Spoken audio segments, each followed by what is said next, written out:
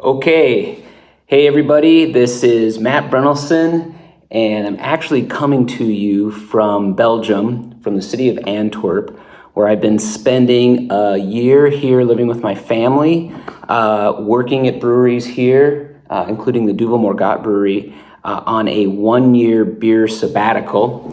Of course, then the COVID-19 thing happened, so we're locked up here for the time being. But anyway, I'm here to talk to you about a beer that we are delivering for the At-Home Beer Fest as part of the Surf and Suds event.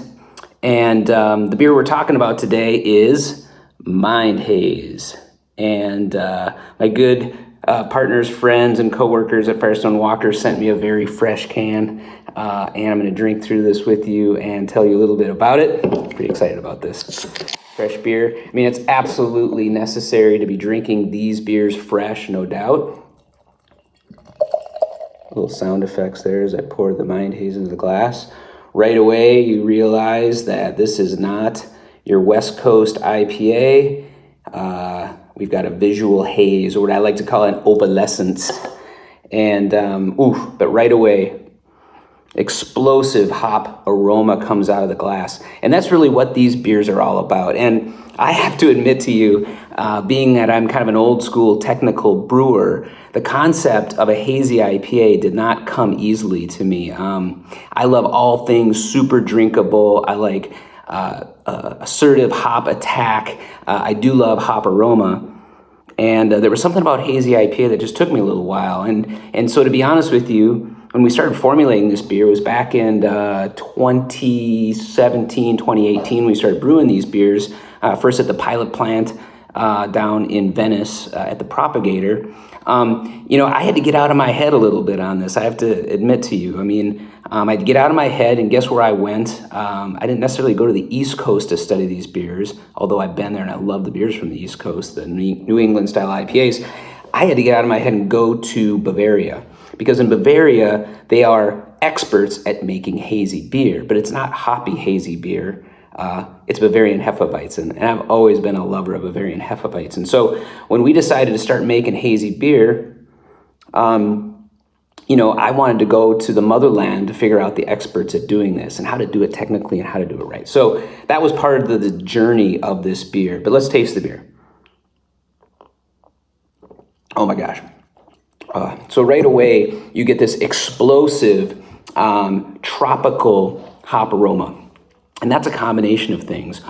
One, in formulating this beer, one of the things that we realized early on was that we just couldn't make the beer with our house ale yeast. This beer required a new yeast, and it's never easy to adopt a new yeast. It's like adopting a child into the family. But that's one thing that we did. We adopted a yeast that helps create this supple mouthfeel.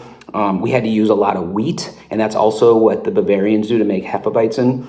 We used a little bit of oats, there's no doubt. That's very popularized in this style. We're by no means a forefather of this style. This style originated on the East Coast with the likes of Hetty Topper, the alchemist.